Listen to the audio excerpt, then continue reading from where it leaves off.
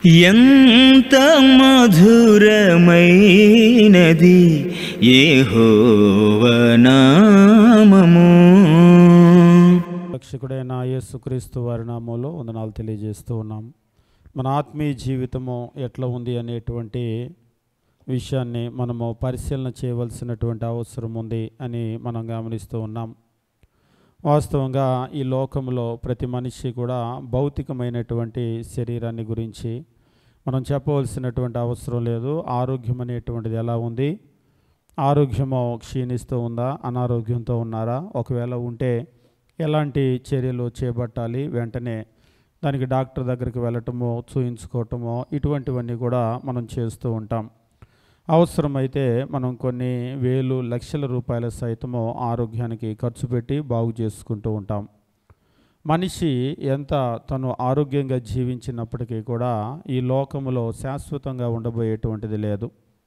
మా ఆయుష్కాలము 70 సంవత్సరములు, అధిక బలమున్న యెడల 80 సంవత్సరములు అని చెప్పేసి భక్తుడు తెలియజేస్తూ ఉంటాడు. కాబట్టి ఆ తరువాత ఈ భూమిని వదిలిపెట్టి మనమందరము కూడా వెళ్ళిపోవలసినటువంటి వారమే. మనిషి అంటే కేవలము శరీరం మాత్రమే కాదు, మనిషి అంటే ఆత్మ కూడా అనేటువంటి విషయాన్ని మనము గమనిస్తూ ఉన్నాం. ఆత్మ కూడా అన్నటువంటి విషయాన్ని మనం గమనించినప్పుడు ముఖ్యంగా శరీరాన్ని గురించి ఎలా అయితే శ్రద్ధ తీసుకుంటామో, మరి నా ఆత్మ పరిస్థితి ఏమిటి, నా ఆత్మ ఎలా ఉంది, బలంగా ఉందా, బలహీనంగా ఉందా, ఎదుగుతుందా, తదితర విషయాలను గురించి మనం పరిశీలన చేయాలి. మన ఆత్మీయ జీవితము అభివృద్ధి చెందటానికి ప్రార్థనా జీవితం అనేటువంటిది చాలా గొప్ప సహాయం చేస్తుంది అనేటువంటి విషయము మనం చూస్తూ ఉంటాం. ఒక రకంగా మనం గమనించినట్లయితే క్రైస్తవ జీవితం అంటేనే ప్రార్థనా జీవితము, ప్రార్థనా జీవితం అంటేనే క్రైస్తవ జీవితము. ప్రార్థన లేనటువంటి క్రైస్తవ జీవితాన్ని ఊహించుకోవటానికి లేదు. సాక్షాత్తు దేవుని కుమారుడైనటువంటి క్రీస్తు ప్రభు ఈ లోకంలో జీవించినప్పుడు చాలా ఆయన ఎక్కువగా ప్రార్థన చేసినట్లుగా మనం చూస్తూ ఉంటాం. ప్రతిరోజు కూడా ప్రార్థన చేయటము, అంతేకాదు ఆయన రాత్రంతా కూడా ప్రార్థన చేయటము, అంటే ఈరోజు ఆల్ నైట్ ప్రేయర్ అని అంటూ ఉంటారు కదా, కన్నీటి ప్రార్థన చేయటము, ఉపవాస ప్రార్థన చేయటము, వీటన్నిటికీ కూడా ప్రభు అయినటువంటి యేసు మాదిరిగా ఉన్నాడు. ఈరోజు మనం కూడా గమనించవలసింది ఏమిటి అంటే ప్రార్థన అనేటువంటిది మన జీవితానికి చాలా అవసరం. ఈ ప్రార్థన ఏం చేస్తుంది మనకి అంటే మనం గమనించామో ప్రార్థన మనకు సమాధానాన్ని తీసుకుని వస్తుంది. ఎప్పుడైతే మనము దేవునికి ప్రార్థన చేస్తామో ఒక సమాధానం కలిగినటువంటి జీవితాన్ని దేవుడు ఏర్పాటు చేస్తూ ఉంటాడు. అంతేకాదు ప్రార్థన అనేటువంటిది మనము దేవుణ్ణి సేవించటానికి ఒక గొప్ప అవకాశాన్ని కలుగజేస్తూ ఉంటుంది. లోకంలో చెప్తూ ఉంటారు, అడగంది అమ్మైనా పెట్టదని. దేవుని దగ్గర కూడా మనకు పరిచర్య చేయాలి అన్నటువంటి కోరిక ఉన్నట్లయితే, దేవుని సేవ చేయాలన్నటువంటి కోరిక ఉన్నట్లయితే ఖచ్చితంగా మనం ఏం చేయాలంటే దేవుణ్ణి అడగాలి. అడిగినప్పుడే ఆ పరిచర్య ఇస్తూ ఉంటాడు.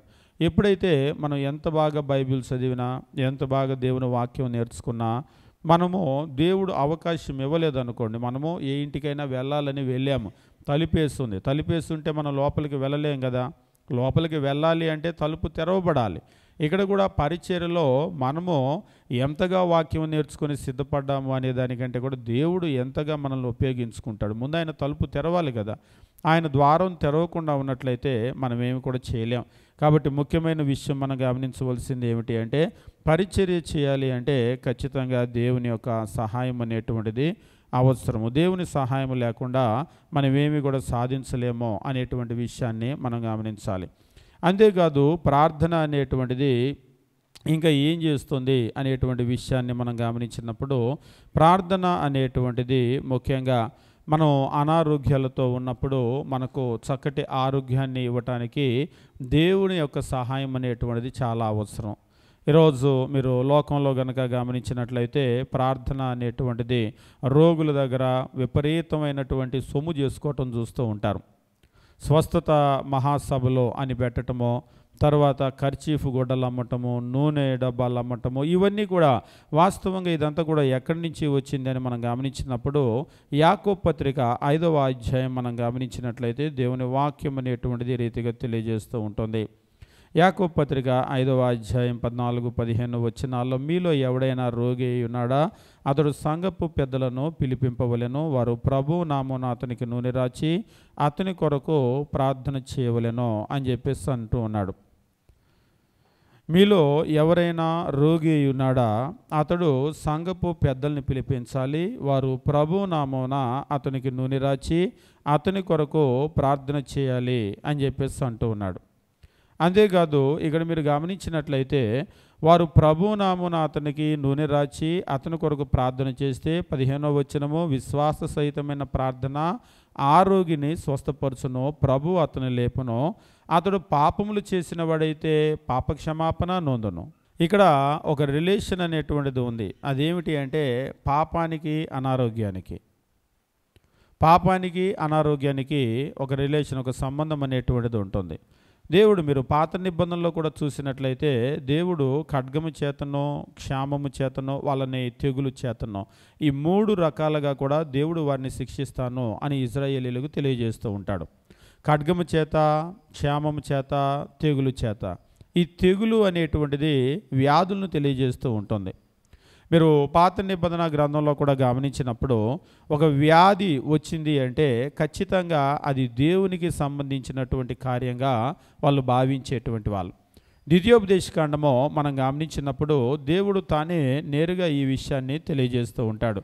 ద్వితీయోపదేశకాండము మనం గమనించినప్పుడు 28వ అధ్యాయము మనం చూసినట్లయితే, 28వ అధ్యాయము మనం గమనించినప్పుడు, దేవుని యొక్క మాట వినకుండా అంటే దేవుని యొక్క ఆజ్ఞలు మీరిపోతే వాళ్ళకి ఏం సంభవిస్తుంది అనేటువంటి విషయాన్ని తెలియజేస్తూ 28వ అధ్యాయము మనం చూస్తున్నప్పుడు 15వ వచనం నుంచి, నేను నేడు నీకు ఆజ్ఞాపించు ఆయన సమస్తమైన ఆజ్ఞలు కట్టడలు నీవు అనుసరించి నడుచుకున్న వల్లని నీ దేవుడైన యెహోవా సెలవిచ్చిన మాట వినని యెడల ఈ శాపములన్నీ సంభవించును. నువ్వు వినకపోతే ఈ శాపాలన్నీ కూడా నీకు సంభవిస్తాయి అని ఇశ్రాయేలీయులకు చెప్పాడు. తెలియజేస్తూ ఏమని అంటూ ఉన్నాడంటే 22వ వచనం మీరు గమనించండి. 22వ వచనము, యెహోవా క్షయరోగము చేతనో, జ్వరము చేతనో, మంట చేతనో, మహాతాపము చేతనో, ఖడ్గము చేతనో, కంకి కాటుక చేతనో, బూజు చేతనో నిన్ను కొట్టునో, నీవు నశించు వరకు అది నిన్ను తరుమునో. ద్వితీయోపదేశకాండము 28వ అధ్యాయము 22వ వచనము మనం గమనించినప్పుడు, యెహోవా క్షయరోగము చేత, జ్వరము చేత, మంట చేత, మహాతాపము చేత, ఖడ్గము చేత, కంకి కాటుక చేత, బూదు చేత నిన్ను కొడతాడు అనేటువంటి విషయం చెప్తున్నాడు. అంతేకాదు నీవు నశించే వరకు కూడా అవి నిన్ను తరుముతూనే ఉంటాయి అనేటువంటి విషయాన్ని తెలియజేస్తున్నాడు. అంటే ఇశ్రాయేలీయులు దేవుని యొక్క మాటను మీరిపోతే, దేవుని మాటను కనుక వినకపోతే వారికి వ్యాధులు వస్తాయని దేవుడు చెప్పాడు అంటే అవును, దానికి సంబంధించినటువంటి అవగాహన వాళ్ళకు కూడా ఉంది. అంతేకాదు కింది వచనాలు మనం గమనించేటప్పుడు 27వ వచనం మనం గమనించినప్పుడు దేవుని వాక్యం ఈ రీతిగా తెలియజేస్తూ ఉంటాడు. 27వ వచనము, యెహోవా ఐగుప్తు పుంటి చేతనో, మూల వ్యాధి చేతనో, కుష్టు చేతనో, గజ్జి చేతనో నిన్ను బాధించునో, నీవు వాటిని పోగొట్టుకొన జాలకుందువు. From which you cannot be healed. ప్రపంచంలో ఏ వైద్యం దగ్గరికి వెళ్ళినా కానీ అది బాగుపడదు. కాబట్టి దేవుడు ఇచ్చేటువంటి ఈ అనారోగ్యాలు ఇశ్రాయేలీయులకు అవగాహన ఉందా అంటే అవును, వాళ్ళకి చక్కటి అవగాహన ఉంది. ఎప్పుడైతే దేవుని వాక్యాన్ని వాళ్ళు మీరిపోతారో, దేవునికి లోబడకుండా అవిధేయులు అవుతారో, అవిధేయులైనప్పుడు వాళ్ళకి వ్యాధులు వస్తాయి అనేటువంటి దేవుడు వారికి ముందుగానే చెప్పాడు. ఈ వ్యాధికి మూల కారణం ఏమిటి అంటే పాపము, అంటే ఆజ్ఞాతిక్రమమే పాపం. ఆయన ఆజ్ఞను మీరి గనక వెళ్ళిపోయారనుకోండి, పాపం చేత వాళ్ళకు వ్యాధులు, రోగాలు అనేటువంటివి దేవుడు ఇస్తూ ఉంటాడు. అయితే ఇక్కడ ఒక ప్రశ్న అడుగుతారు కొంతమంది, అంటే వాళ్ళ రోగాలు వచ్చే వాళ్ళందరికీ కూడా పాపమేనా కారణమో, మరి ప్రార్థనకు వచ్చే వాళ్ళకు కూడా వ్యాధులు వస్తూ ఉన్నాయి కదా అని చెప్పేసి అంటూ ఉంటారు. అంటే ఇక్కడ 2 రకాలుగా మనము దీన్ని గమనించవలసిన అవసరం ఉంది. వ్యాధి రావటానికి పాపం అనేటువంటిది ఒక కారణమో, పాపం లేకుండా ఉండటం కూడా ఒకవేళ మనకు శారీరకంగా వ్యాధులు రావచ్చు. మీకు అర్థమయ్యేటట్లుగా చెప్తాను. ఇప్పుడు దేవుడు ఏం చేస్తాడంటే పాపం చేసినటువంటి వాళ్ళకు శిక్ష వేస్తాడు, పనిష్మెంటు. అదే సందర్భంగా పాపం చేయకపోయినా యోబు లాంటి భక్తులకు కూడా ఆ యొక్క వేదన అనేటువంటిది, శ్రమలు అనేటువంటివి వచ్చినాయి. మరి దీనికి ఏంటి కారణము అంటే, దీనికి ఆయన చేసిన పాపం కాదు కానీ పరీక్ష. దేవుడు ఆయన్ని పరీక్షించాడు. కాబట్టి ప్రతిదానికి కూడా ఒకటే కారణం కాదు. కాబట్టి ఇప్పుడు దేవుడు ఎవరికైనా శ్రమలు ఇచ్చాడు అంటే, ఒకటి వాళ్ళు పాపం చేసి ఉండొచ్చు, లేదా పాపం చేయకుండా అది శోధనై కూడా ఉండొచ్చు. అలాగనే ఇప్పుడు కూడా ఒకవేళ వ్యాధులు, రోగాలు వచ్చినాయంటే దేవుడు వారికి శిక్ష వేసి ఉండొచ్చు, లేదా శిక్ష కాకుండా శోధన కూడా అయి ఉండొచ్చు. ఒకసారి అనారోగ్యం వచ్చినప్పుడు చాలా బలహీన పడిపోతూ ఉంటాం. చాలా బలహీనపడటం అంటే శారీరక బలహీనత గురించి నేను మాట్లాడటం లేదు. వాస్తవంగా డబ్బు లేకపోతే, అప్పుల్లో ఉంటే కూడా అంత ఆందోళన చెందరు. కానీ ఆరోగ్యం పాడైపోయింది, క్షీణించిపోయింది అనుకోండి, ఆయన డాక్టర్ దగ్గరికి వెళ్ళారు, మందులు వాడుతున్నారు, తగ్గట్లేదు. ఇంకొక డాక్టర్ని కూడా మీరు చూశారు, తగ్గటం లేదు. అప్పుడు వెంటనే మీకు ఏమనిపిస్తుంది? నిన్న కూడా ఒక సహోదరుడు చెప్తూ ఉన్నాడు, ఒక కుటుంబాన్ని గురించి మాట్లాడుతూ, వాళ్ళ కుటుంబంలో పిల్లోడికి జ్వరం వచ్చిందట. జ్వరం వచ్చేసి ఇది ఏప్రిల్ నెల, మార్చి 28వ తారీఖు జ్వరం వచ్చిందట. జ్వరం వచ్చి ఎన్ని మందులు వాడినా కానీ, ఎక్కడికి వెళ్ళినా కానీ దానికి తగ్గటం లేదు. దాంతో డాక్టర్ దగ్గరకు తీసుకుని వెళ్తే ఒక దగ్గర వెన్నులో నుంచి వాళ్ళు ఏదో అక్కడ ఉన్నటువంటి తీసి బయాప్సీకి పంపించారంట పరీక్షకు. చిన్న పిల్లలు, ఎంత చిన్న పిల్లలు అంటే పసిపిల్లలు. ఇప్పుడు ఒక నెల రోజుల నుంచి జ్వరం తగ్గకుండా ఉంది అంటే ఎట్లా ఉంటుంది తల్లిదండ్రుల పరిస్థితి? ఇప్పుడు దాకా బాగానే ఉంది, కానీ ఇప్పుడు అది పరీక్షకు పంపించిన తర్వాత తల్లిదండ్రులకు ఆందోళన ఇంకా ఎక్కువైందంట. ఇదేదో మామూలు వ్యాధిలాగా లేదు, పెద్ద వ్యాధి ఏదన్నా వచ్చేసిందేమో మన పిల్లోడికి అనేటువంటి ఆందోళన ఇంకా ఎక్కువ అవుతుంది కదా.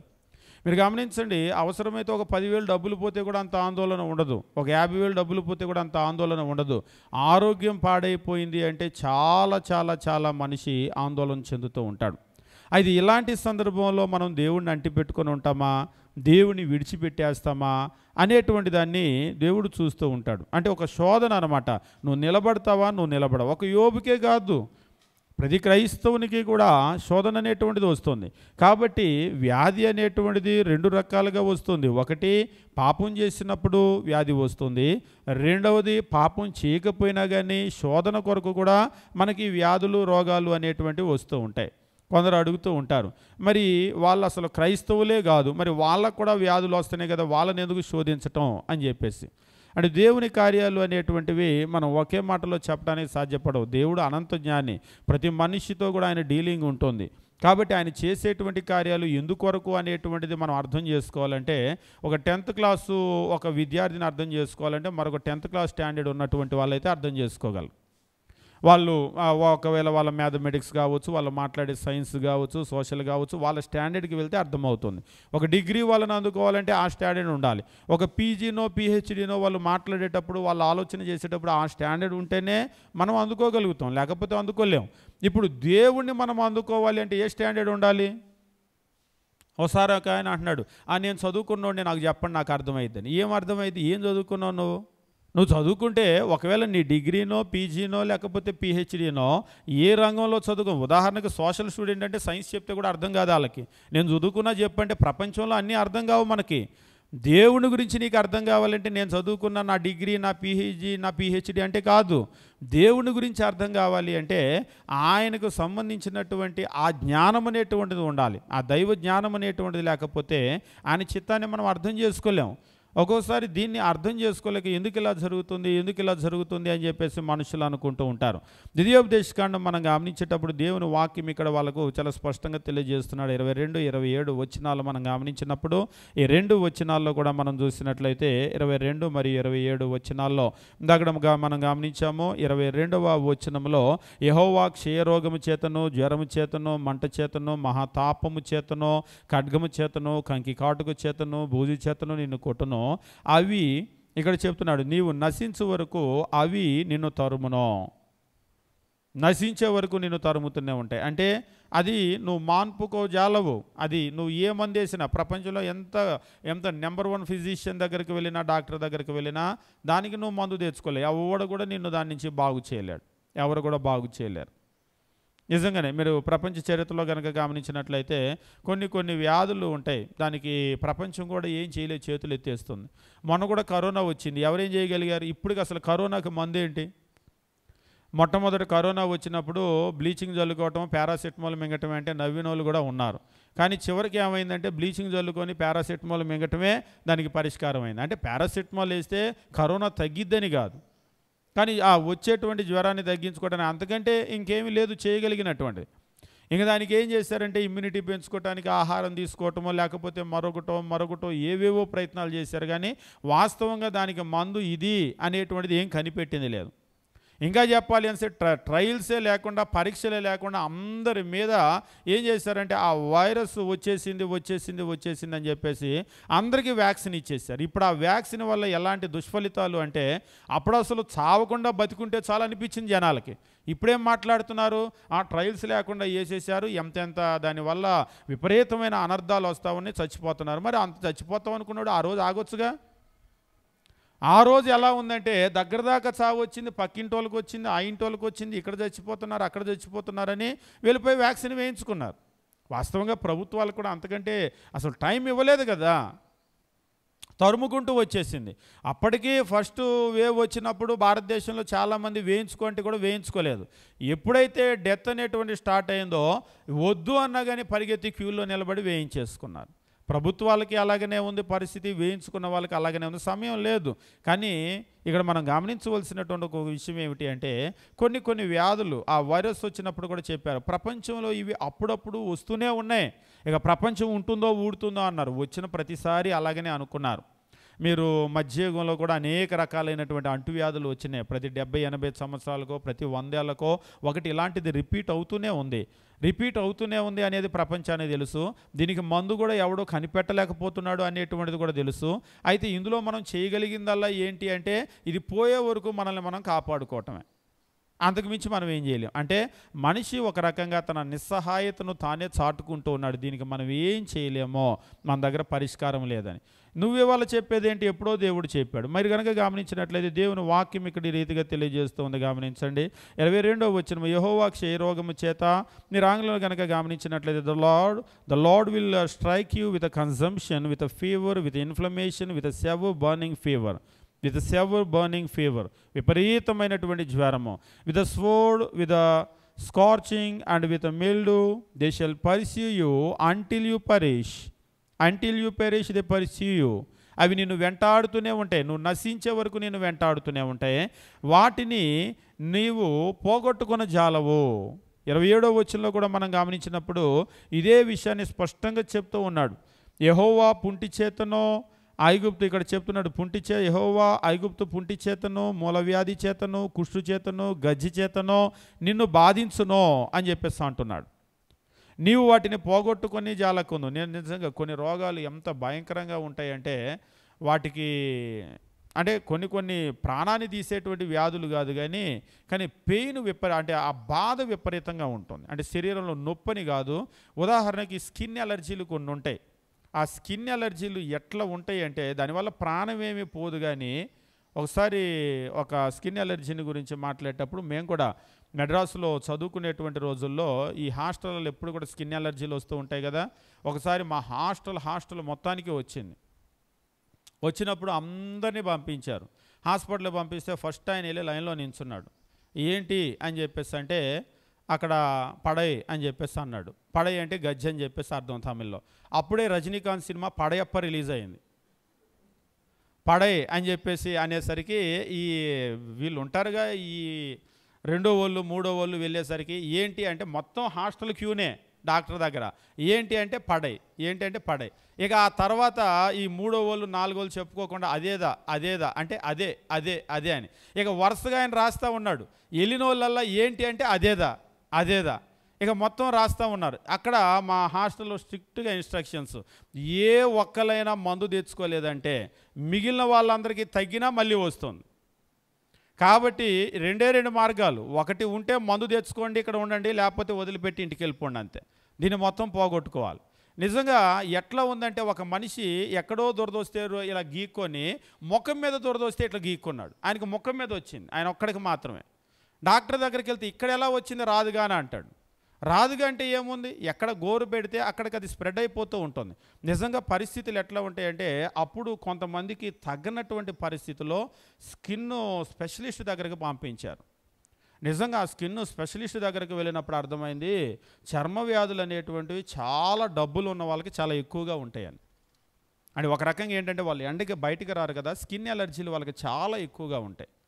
మమ్మల్ని పంపించింది మెడ్రాస్లో ఒక ప్రొఫెసర్ దగ్గరికి వెళ్ళినప్పుడు, కొంతమంది స్టూడెంట్స్ తీసుకుని వెళ్ళినప్పుడు అక్కడ చూస్తే నిజంగా ఎంత ఖరీదైన మందులు, నిజం చాలా చాలా ఎక్స్పెన్సివ్ అనమాట, ఎంత ఖరీదైనటువంటి మందులు. అక్కడ ఆ డాక్టరు చెప్తూ ఉంది, ఆమె ప్రొఫెసర్ అనమాట, ఈ డెర్మటాలజీలో ఆమె ప్రొఫెసరు. ఆమె చెప్తుంది పెద్ద పెద్ద సినిమా యాక్టర్, ఫిల్మ్ స్టార్స్ కూడా వస్తూ ఉంటారు, అంత పెద్ద డాక్టరు, అపాయింట్మెంట్ తీసుకొని వెళ్ళాలి. ఆమె చెప్తూ ఉంది, ఈ మందు మనం ట్రై చేద్దాము, ఇది ఒకవేళ కాకపోతే మరలా చెప్పండి, మళ్ళీ ఇంకోటి. అంటే డాక్టర్ అట్లా ట్రై చేయటం ఎందుకు, నేరుగా ఏదన్నా రాయొచ్చు కదా అంటే అది మాకు అర్థం అవ్వాలి కదా అంటుంది. అది మాకు అర్థం అవ్వాలి కదా, కాబట్టి ఇది ట్రై చేద్దాం, ఇది కాకపోతే. మీరు స్కిన్ కనుక చూడండి, స్కిన్ ఎలర్జీలు ఒకసారి వస్తే అది పోయేదాకా, ఇంకా చెప్పాలంటే తగ్గింది అనుకున్న తర్వాత కూడా మళ్ళీ కొంతకాలానికి రిపీట్ అవుతుంది. అందుకనే బట్టలు ఒకళ్ళు వాడొద్దు అని చెప్పేసి అంటూ ఉంటారు. ముఖ్యంగా ఈ చర్మానికి సంబంధించినటువంటి ఈ వ్యాధులు ఉంటాయి కదా, వీటిలో వచ్చేస్తూ ఉంటాయి. అందుకనే బట్టలు, టవళ్ళు కూడా ఒకళ్ళు వాడరు. మీరు కొంతమంది చూడండి, ఒకళ్ళు పడుకున్నటువంటి ఆ బెడ్షీట్స్ ఇవి ఉంటాయి కదా, వాటి మీద కూడా పడుకోరు. ఎందుకంటే ఈ చర్మ వ్యాధులు చాలా భయంకరమైనవి, అంటుకున్నాయంటే వదిలించుకోవటం కుదరదు. అయితే మనం ఇన్ని మాట్లాడుకుంటూ ఉంటాం కానీ దీని వెనకాల కూడా దేవుడు ఉంటాడా? ఒక ఆయన ఆశ్చర్యపోయాడు, ప్రతి వ్యాధి వెనకాల దేవుడు ఉన్నప్పుడు దీని వెనకాల దేవుడు ఉన్నాడంటే నీకెందుకు ఆశ్చర్యమో? 27వ వచనంలో చెప్తున్నాడు, యెహోవా ఐగుప్తు పుంటి చేతనో, మూలవ్యాధి చేతనో, కుష్టు చేతనో, గజ్జి చేతనో. మీరు ఆంగ్లంలో కనుక గమనించినట్లయితే the lord strike you with the boils of Egypt. ఐగుప్తు ఇక్కడ చెప్తున్నాడు, ఐగుప్తు పుంటి చేతనో, ద బాయిల్స్ ఆఫ్ ఈజిప్ట్. ఐగుప్తులో వాళ్ళని ఎట్లయితే బాధించాడో ఆ ఐగుప్తు పుంటి చేత బాధిస్తాను. With tumours, with the scab, ఇక్కడ అంటున్నాడు with the scab, and with the itch from which you cannot be healed. వాటిలో నుంచి నువ్వు స్వస్థత అనేటువంటిది పొందలేవు. ప్రపంచంలో ఎంత పెద్ద డాక్టర్ దగ్గరకు వెళ్ళినా కానీ ఒక్కోసారి కొన్ని వ్యాధులు వస్తాయి. మీరు అలెగ్జాండర్ ది గ్రేట్ గురించి కూడా మీకు తెలుస్తుంటుంది. అలెగ్జాండర్కి కూడా ఒకవేళ కొంతమంది అంటూ ఉంటారు ఆయనకి మలేరియా వచ్చి చనిపోయాడని అంటూ ఉంటారు, కొంతమంది లేదు ఆయనకి స్లో పాయిజన్ ఇచ్చారు అందువల్ల చనిపోయాడు అంటారు. కారణం ఏమైనా కావచ్చు.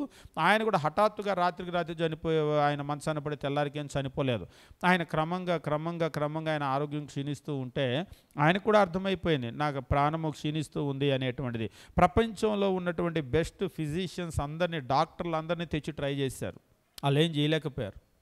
అందుకే అలెగ్జాండర్కి విరక్తి వచ్చేసింది.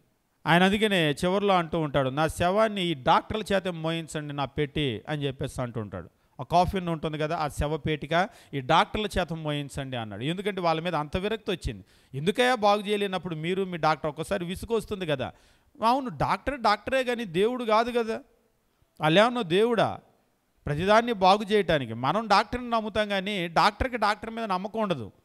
ఒకసారి ఒక ఆయన అంటున్నాడు, పేషెంట్లు మనందరికీ డాక్టర్ మీద నమ్మకం ఉంటుంది కానీ డాక్టర్ మీద నమ్మకం ఉండదండి అని.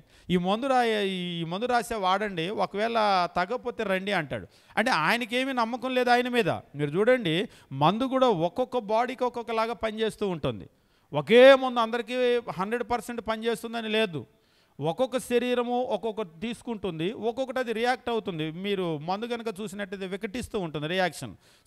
శరీరం తత్వం అనేటువంటి. అందుకే దేవుడు అన్ని శరీరాలు ఒకలాగా ఉన్నాయి అనుకోండి, ఒకే మందు అందరికీ పనిచేస్తే డాక్టర్లకు ఓవర్ కాన్ఫిడెన్స్ వస్తుంది. ఆ మందుని నమ్ముకుంటారు. అందుకనే మందుని నమ్ముకోకుండా దేవుడు నమ్ముకోవటానికి దేవుడు ఏం చేశాడంటే అన్ని శరీరాలు ఒకటి కాదు. ముక్కు మొహము మనుషులు అంతా ఒకలా కనబడ్డా మన శరీర తత్వం ఒకటి కాదు. మీరు ఈవెన్ ఆహార పదార్థాలు కూడా చూడండి, ఒక ఆహార పదార్థం తింటే ఒకరికేమో పడుతుంది, ఒకరికి పడదు. ముఖ్యంగా కొంతమందికి ఇవి ఉంటాయి కదా, జలచరాలు ఉంటాయి కదా, ఈ జలచరాలను కనుక తిన్నట్లయితే కొంతమందికి చాలా తీవ్రమైనటువంటి రియాక్షన్స్ వచ్చేస్తూ ఉంటాయి. ముఖ్యంగా చేపలు కానీ, కొన్ని రకాల చేపలు, రొయ్యలు ఇటువంటివి అందరికీ కూడా పడవు. కొన్ని రకాల బర్డ్స్ కూడా కొంతమందికి పడవు. పక్షి జాతికి చెందినటువంటివి కూడా కొంతమందికి అందరికీ పడవు. అవి చాలా తీవ్రమైనటువంటి రియాక్షన్స్ వచ్చేస్తూ ఉంటాయి. ఒక్కోసారి మీరు కనుక గమనించినట్లయితే, ఒకసారి నేను చూశాను, పీతలో రొయ్యలో వాళ్ళకి పడదు, తింటే పెదాలు ఇంతింతలావు అయిపోయినాయి. కాసేపటికే చూస్తూ బాగా రియాక్షన్ వచ్చేస్తూ ఉంటుంది. శరీర తత్వాన్ని దేవుడు అట్లా పెడుతూ ఉంటాడు. అట్లా పెట్టాడు కాబట్టే డాక్టర్లకు కూడా అర్థం కాక మేము డాక్టర్లే కానీ దేవుడు కాదుగా అనే మాట వాళ్ళు మాట్లాడగలుగుతున్నారు. ఇక్కడ కూడా దేవుడు అదే చెప్తూ ఉన్నాడు, నీవు వాటిని పోగొట్టుకున్న జాలవో అని చెప్పేసి అంటున్నాడు. అంటే వ్యాధి వెనకాల దేవుడు ఉంటాడంటే ఎస్, 100% ఖచ్చితంగా. నీకు ఏ వ్యాధి అయినా, నువ్వు కరోనాను, నువ్వు వైరస్ అను, వాళ్ళ దగ్గరికి వెళ్ళాను, వాళ్ళు ముట్టుకున్నారు, లేకపోతే వాళ్ళు మా ఇంటికి వచ్చారు, నువ్వు ఏదైనా చెప్పు, కానీ దాని వెనకాల దేవుని చిత్తం ఉంటుంది. మనం నమ్మేది ఏమిటి అంటే ఆయన చిత్తం లేకుండా వెంట్రుకు కూడా రాలదు. ఏ వ్యాధి అయినా సరే ఆయన మన చుట్టూ ఒక కాపుదల అనేటువంటిది ప్రొటెక్షన్ ఉంటుంది. ఆయన కంచె వేస్తాడు. దాన్ని దాటి మనం నమ్మినా నమ్మకపోయినా జ్వరం కూడా, జలుబు కూడా మనం తాకటానికి ఏమీ లేదు. దేవుని అనుమతి లేనిదే ఒక వెంట్రుక కూడా రాలదు.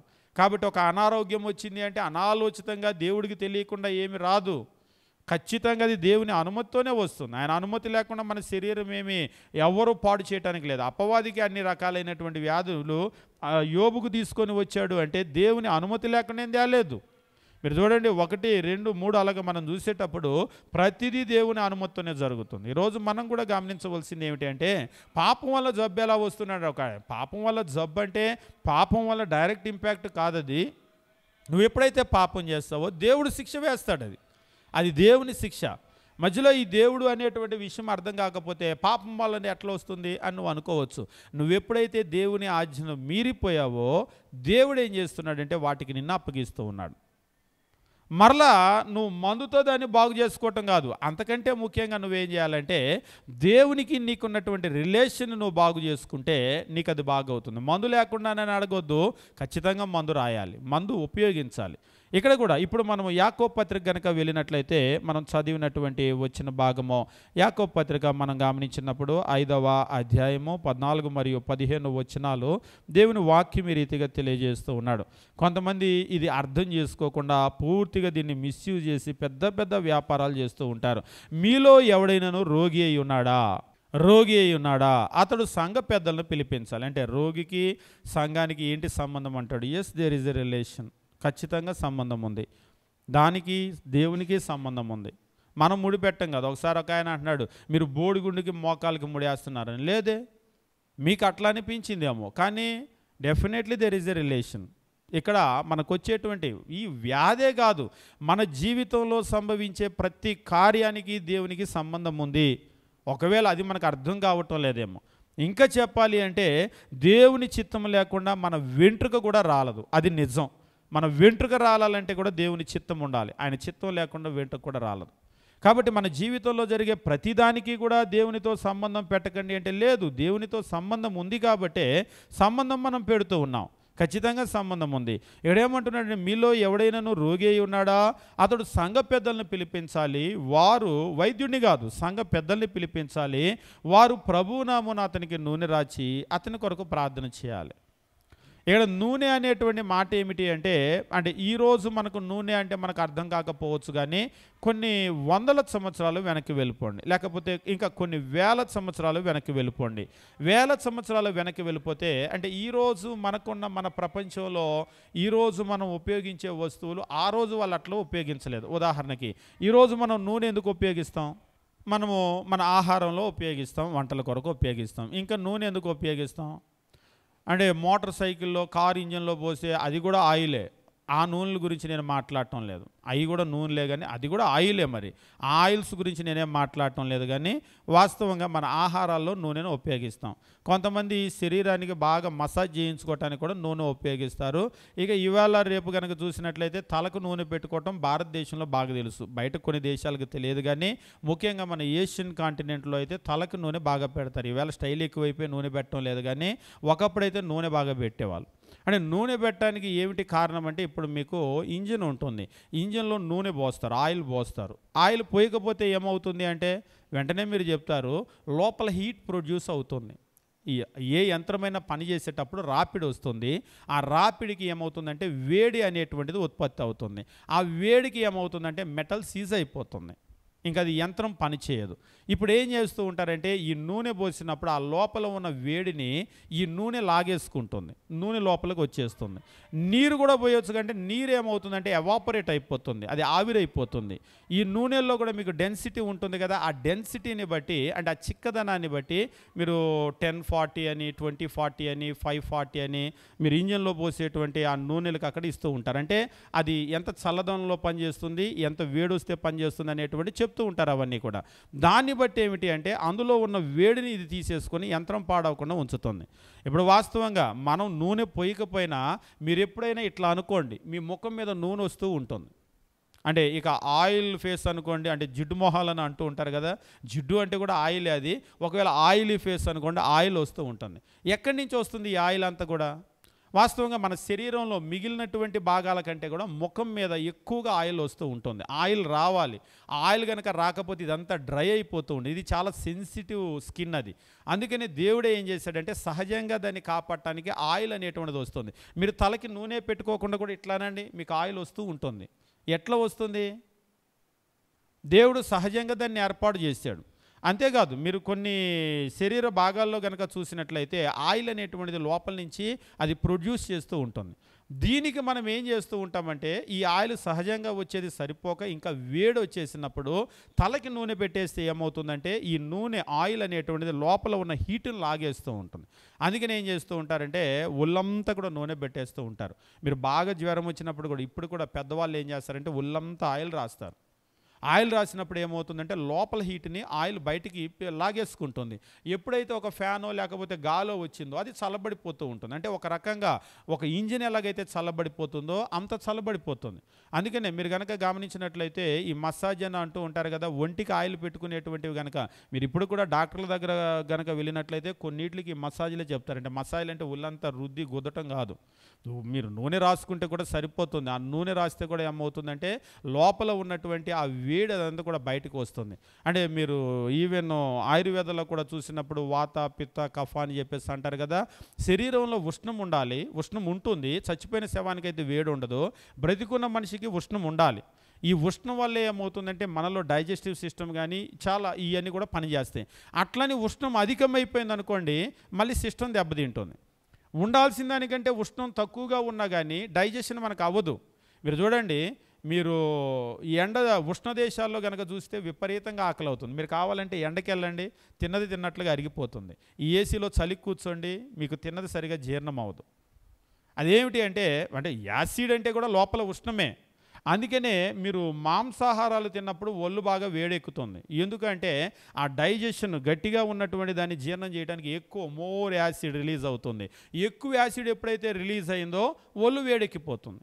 అందుకనే కూరగాయలు తినే వాళ్ళకి అంత ఉష్ణం ఉండదు. అందుకనే శరీరం బాగా ఉష్ణంగా కనుక ఉన్నట్లయితే ఆహార పదార్థాలు పెరుగన్నం తినండి, మజ్జిగన్నం తినండి ఇలాంటివి చెప్తూ ఉంటారు. కొంతమంది మందు వేసుకునేటప్పుడు కూడా ఇది మజ్జిగతో వేసుకునేటే ఆ గాడిది గుడ్డులే అని చెప్పేసి కొంతమంది ఇలాంటి మాంసాలు ఇలాంటి గట్టి పదార్థాలు తింటూ ఉంటారు. మీరు గమనించండి ఇటువంటివి. అంటే మనం ఏం గమనిస్తూ ఉన్నామంటే ఆయిల్కి మన శరీరంలో ఆరోగ్యానికి రిలేషన్ ఉందంటే ఎస్, ఖచ్చితంగా రిలేషన్ ఉంది. ఈ ఆయిల్ అనేటువంటిది ఈవేళ మనము ఆహారాల్లో ఉపయోగిస్తున్నాం, పెద్దగా ఈవేళ మెడిసిన్గా ఉపయోగించడం లేదు. కానీ మనం గమనించినట్లయితే ప్రాచీన దినాల్లో యెషయా గ్రంథం మనం గమనించేటప్పుడు దేవుని వాక్యం మనం ఇలా చదువుతాం. మీ అందరికీ దాదాపుగా తెలిసినటువంటి వచ్చిన భాగమే. 1వ అధ్యాయంలో మనం గమనించేటప్పుడు ఇజ్రాయేలీయుల గురించి దేవుడు మాట్లాడుతూ ఈ రీతిగా చెప్తూ ఉంటాడు. 1వ అధ్యాయము మనం గమనించినప్పుడు 6వ వచనము, అరకాలు మొదలుకొని తల వరకు స్వస్థత కొంచెమైనా లేదు, ఎక్కడ చూచినా గాయాలు దెబ్బలు పచ్చిపుండ్లు. యెషయా గ్రంథం 1వ అధ్యాయము 6వ వచనం మనం గమనిస్తూ ఉన్నాం.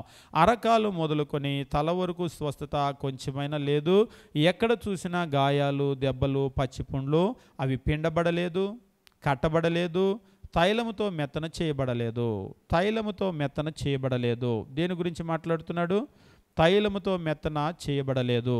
తైలము అనేటువంటిది ఆయిల్ అన్నమాట. అంటే ఇక్కడ మనం గమనించేటప్పుడు ఆయిల్ అనేటువంటిది వాళ్ళు దేనికి ఉపయోగించేవాళ్ళు? మనకి ఈరోజు తెలిసినటువంటి ప్రొసీజరే. ఎక్కడైనా సరే ఒక పుండు గాయం ఉందనుకోండి, ఆ గాయాన్ని మనం ఏం చేస్తామో మీరు డాక్టర్ దగ్గరికి వెళ్తే ఇళ్లలో ఏం చేస్తారంటే దెబ్బ తగిలితే దాన్ని ఏమీ కదపకుండా అలా పెడతారు. అలా పెట్టినప్పుడు ఏమవుతుందంటే అందులో చీమ వచ్చేస్తూ ఉంటుంది, పసు వస్తుంది.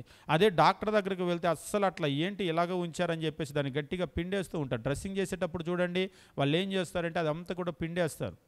అది పిండేసినప్పుడు ఆ ఇన్ఫెక్షన్ రాకుండా ఉంటుంది. అందుకనే ఇక్కడ కనుక మీరు చూసినట్లయితే మన మెడికల్ ప్రొసీజర్ ఏదైతే ఉందో దాన్ని చక్కగా ఇక్కడ చెప్తున్నా. అరకాలు మొదలుకొని తల వరకు స్వస్థత కొంచెమైనా లేదు. ఎక్కడ చూసినా గాయాలు, దెబ్బలు, పచ్చి పుండ్లు.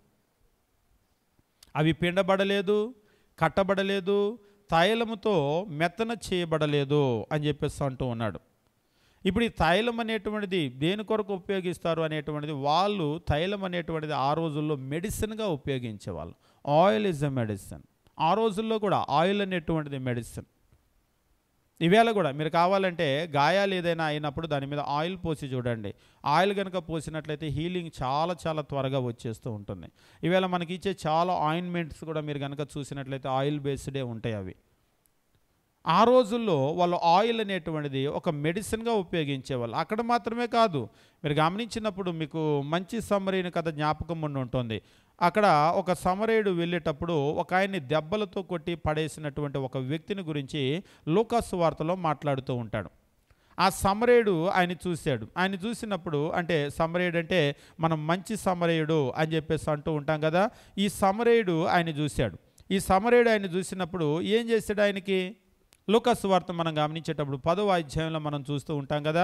ఆ సమరయుడు అక్కడికి వచ్చి 33వ వచనం, అయితే ఒక సమరయుడు ప్రయాణమైపోవచ్చు, అతడు పడి ఉన్న చోటికి వచ్చి అతనిని చూచి ఆయన ఏం చేస్తూ ఉన్నాడంటే ఆయన దగ్గరికి వచ్చాడు. ఆయన మీద జాలిపడి దగ్గరకు పోయి నూనెయు ద్రాక్షరసము పోసి, ఇక్కడ చెప్తున్నాడు అతని మీద జాలిపడి దగ్గరకు పోయి నూనెయు ద్రాక్షరసము పోసి, నూనె ద్రాక్షరసము ఈ రెండింటినీ కూడా పోసినట్లుగా మనకు చెప్తూ ఉంటాడు. నూనె ద్రాక్షరసము అంటే ఇదేదో కథ చెప్పినట్లుగా యాదృచ్ఛికంగా మాట్లాడినటువంటిది కాదు. మీరు కనుక గమనించినట్లయితే ఈవేళ మనము మెడికల్ ప్రొసీజర్ కూడా ఏముంటుందంటే, మీకు ఎక్కడైనా మోటార్ సైకిల్ మీద వెళ్తూ కింద పడ్డారు, లేదా దెబ్బ తగిలింది, గాయమైంది, హాస్పిటల్కి వెళ్ళారు ట్రీట్మెంట్ కొరకు. ఏం చేస్తారు? ముందు నీళ్ళు వేసి జాగ్రత్తగా చక్కగా కడిగేస్తారు వాటర్తో. అంతేనా? గాయాన్ని వాటర్తో కడిగేస్తారా నీట్గా? దేంతో కడుగుతారు? మీకు గాయాలయ్యి డాక్టర్ దగ్గరకు కూడా వెళ్ళారనుకోండి, ఇక్కడ డాక్టర్ గారు ఉన్న నాగేంద్ర గారు ఉన్నారు, డాక్టర్ దగ్గరికి వెళ్తే దేంతో కడుగుతారు? చక్కగా శుభ్రంగా నీళ్ళు వేసి కడిగేస్తారా?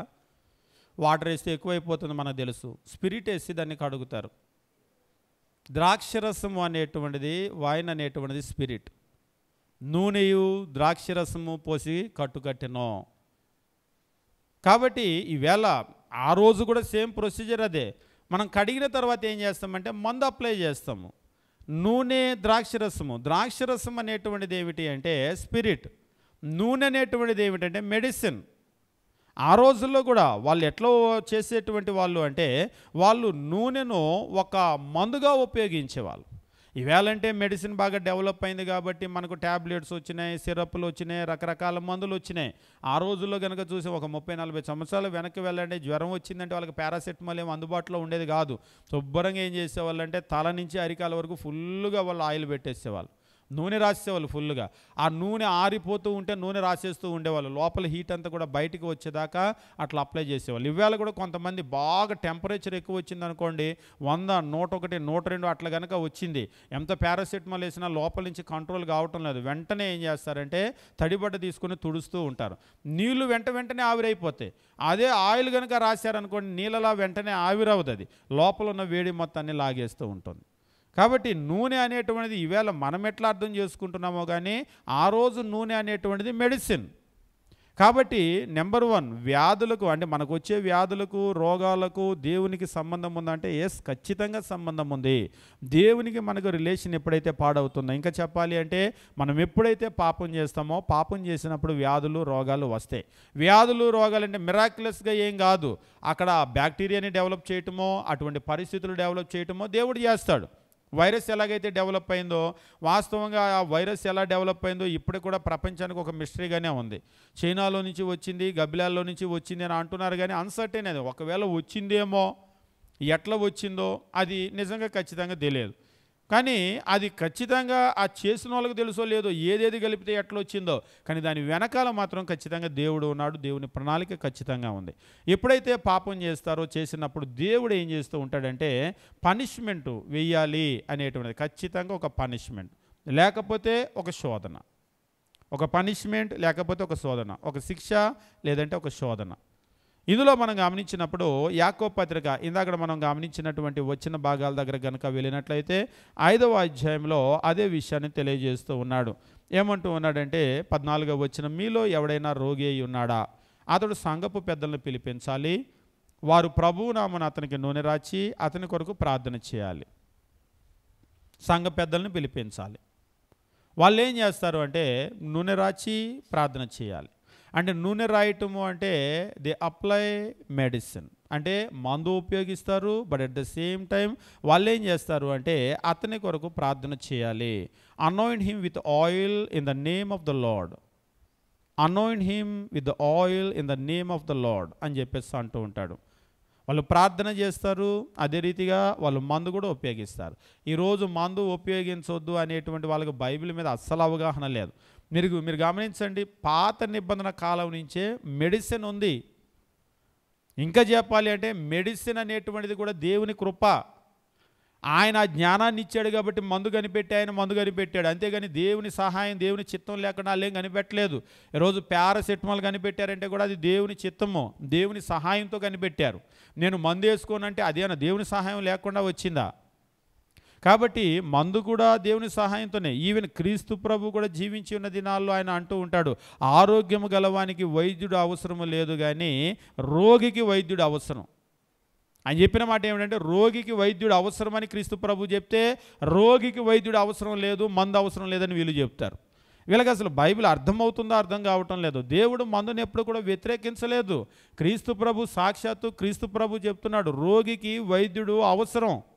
మీరు పాత నిబంధనలో కూడా చూడండి, ఇజ్రాయేల్ దేశంలో మందులు చాలా బాగా వాడేవాళ్ళు. మీరు ఇర్మియా గ్రంథం కూడా చదివేటప్పుడు గిలాదులో గుగ్గిలము లేకపోయినా అని చెప్పేసి అంటున్నాడు. గుగ్గిలం అంటే బామ్, అంటే ఈరోజు జెండు బామ్ అని చెప్పేసి అంటారు కదా. జెండు అనేది కంపెనీ, బామ్ అంటే మీకు ఆయిల్ లాగా ఉండేటువంటి స్మూత్గా ఉండేటువంటి ఆ మందుని ఏమంటారంటే బామ్ అని చెప్పేసి అంటారు. కొన్ని రకాల మెడిసిన్ ఏం చేస్తారంటే ఇట్లా మనం అప్లై చేసుకోవటానికి అనువుగా ఉండటానికి దాన్ని బామ్ లాగా చేస్తూ ఉంటారు. దాన్ని తెలుగులో చెప్పాలంటే గుగ్గిలం. జెండు బామ్ అంటే జెండు గుగ్గిలం అనాలి, కానీ మనం ఇంగ్లీష్లోనే అనేస్తాం, దాన్ని కూడా బామ్ అని చెప్పేసి అంటాం. జెండు గుగ్గిలం అంటే ఎవరికి అర్థం కాదు, అదేంటి అని చూస్తారు. చాలామందికి జెండు అనేది ఒక కంపెనీ అని కూడా తెలియదు, ఒక ఆయుర్వేదిక్ మెడిసిన్స్ చేసేటువంటి కంపెనీ అని కూడా తెలియదు. జెండు బామ్ అంటే జెండు బామ్ అంతే, అమృతాంజనం అంటే అమృతాంజనం అంతే. కానీ ఇక్కడ మనకి కనుక మనం గమనించినట్లయితే అది గుగ్గిలం. ఇజ్రాయేల్ దేశంలో కూడా గుగ్గిలాలకి చాలా చాలా ఫేమస్ అది. కానీ కొన్ని వ్యాధులు మాత్రమో ఏ రకమైన మెడిసిన్ అప్లై చేసినా, ప్రపంచంలో ఎక్కడ వైద్యుని తెచ్చినా అవి మాత్రం బాగుపడవు. కారణం ఏమిటి అంటే దేవుడు వాటికి స్వస్థత అనేటువంటిది కలగజేయటం లేదు. ఆయన స్వస్థత ఇవ్వకపోతే మీరు ప్రపంచంలో ఎంత పెద్ద డాక్టర్ దగ్గరికైనా వెళ్ళండి, అమెరికా కూడా వెళ్ళండి, ఇప్పుడు ఉన్నటువంటి రోజుల్లో అమెరికా కూడా వెళ్ళండి. ఒక్కొక్కసారి మీరు చూడండి ఎన్ని టెస్టులు చేసినా అదేంటో అంతుపట్టదు. డాక్టర్ కూడా అంత బాగానే ఉంది, అంత బాగానే ఉందని అంటూ ఉంటారు. అంత బాగానే ఉందని అంటారు కానీ బాగోదు. మా నాన్నకి క్యాన్సర్ వచ్చినప్పుడు హైదరాబాద్ తీసుకెళ్ళి అక్కడ ట్రీట్మెంట్ చేస్తూ ఉంటే కొన్ని రోజుల తర్వాత అక్కడే పక్క బెడ్లో ఇంకొకరు వచ్చారు. భార్య భర్తలు ఇద్దరు, వాళ్ళది హైదరాబాద్ లోకలే.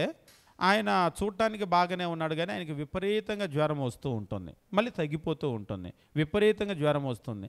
శరీరంలో ఎప్పుడైతే ఆ విపరీతమైన జ్వరం వస్తూ ఉందో ఏదో ఒక డిజార్డర్ ఉంది అని బాడీ చెప్తూ ఉంటుంది. ఎక్కడో ఒక డిజార్డర్ ఉంది, కానీ చాలా తీవ్రమైన సమస్య. అక్కడ లోకల్లో ఉన్న చిన్న చిన్న వైద్యులందరి దగ్గరికి తీసుకుని వెళ్ళారట. తీసుకుని వెళ్తే ఏమీ లేదు, అంతా బాగానే ఉంది.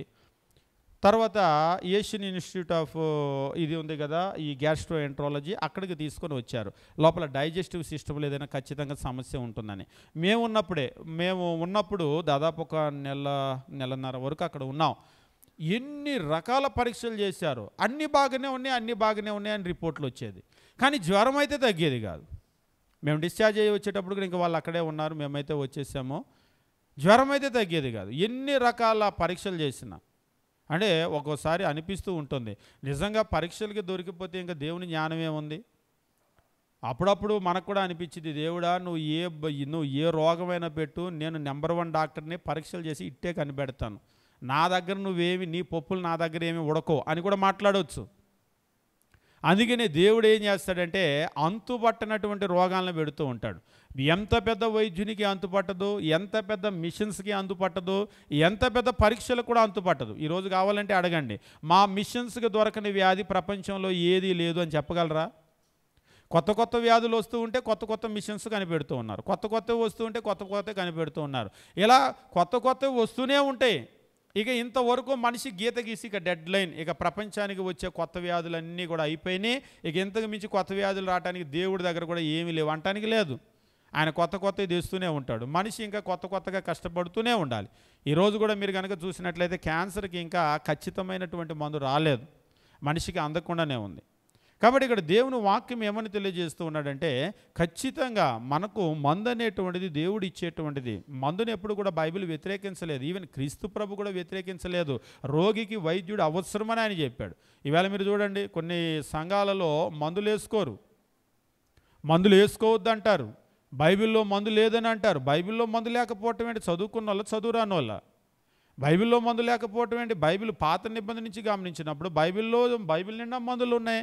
ఇజ్రాయేలీలు మందులు వాడారు, ఇజ్రాయేలు మందులు తయారు చేశారు. అసలు దాని గురించి మనం వెళ్ళటం లేదు, కానీ ఇజ్రాయేలీలు బెస్ట్ మందులు కూడా తయారు చేశారు. ప్రపంచంలో కొన్నిటికి ఇజ్రాయెల్ దేశానికి వచ్చేవాళ్ళు, మంచి మందులు వాళ్ళు తయారు చేసినటువంటి ఘనత వాళ్ళకు ఉంది.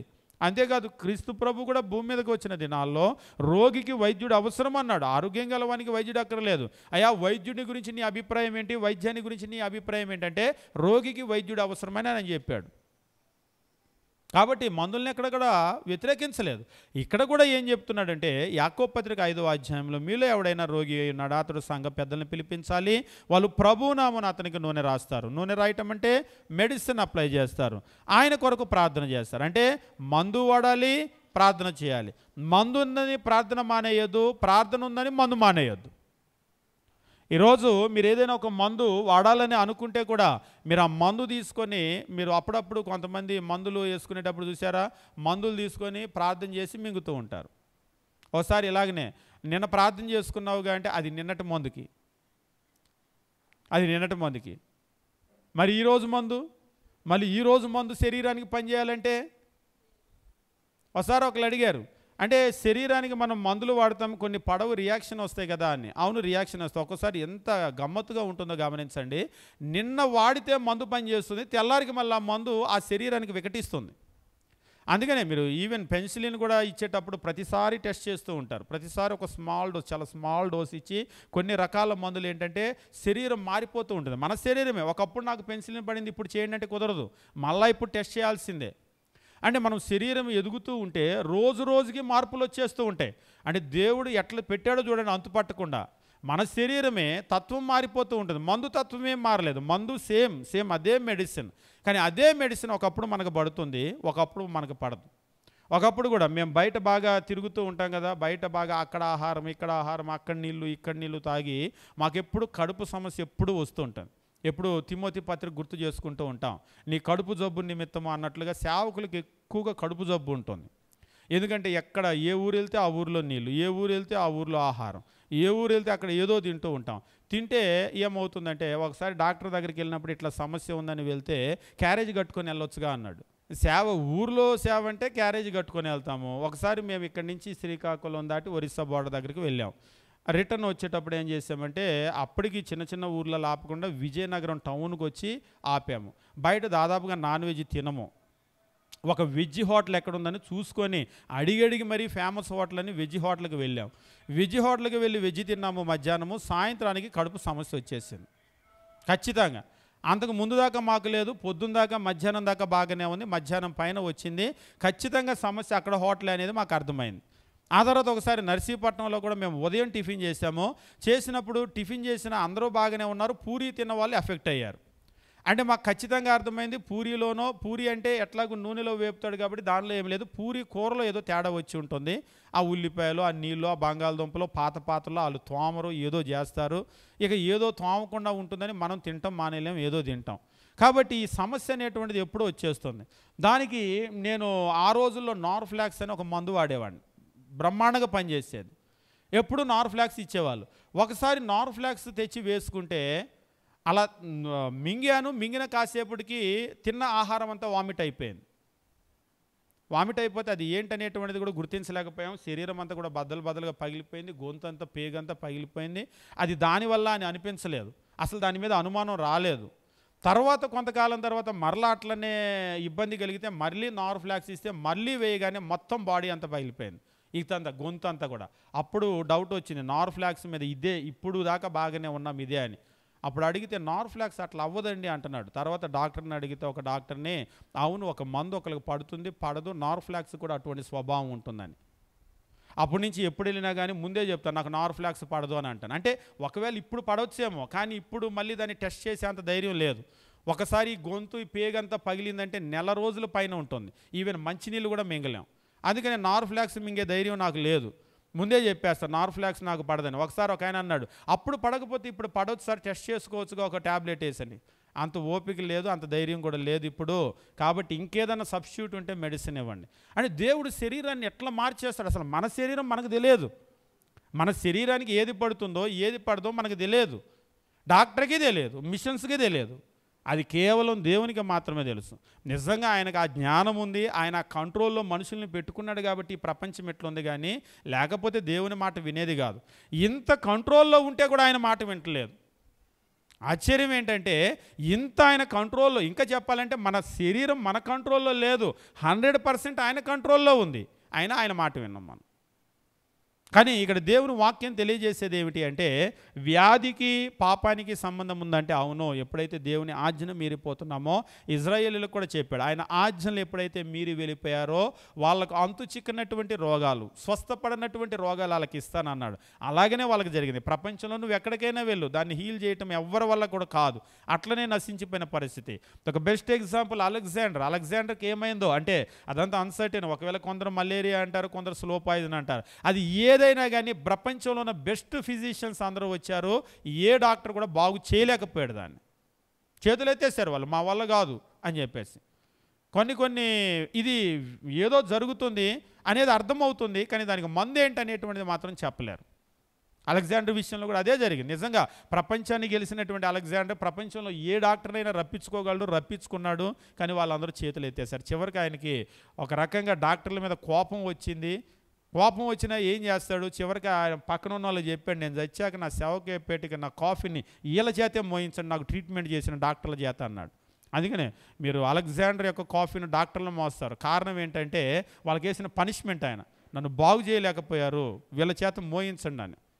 అంటే అందులో కూడా ఒక అర్థం ఉంది, ఎందుకు వాళ్ళ చేత మోయించమంటున్నాడంటే ఆయన చెప్పాడు, అయ్యా ఏంటి డాక్టర్లు శవపేటకం మోయటం ఏంటంటే, నా శవపేటకం మోసేటప్పుడు జనాలందరూ కూడా ఒక లెసన్ నేర్చుకోవాలి.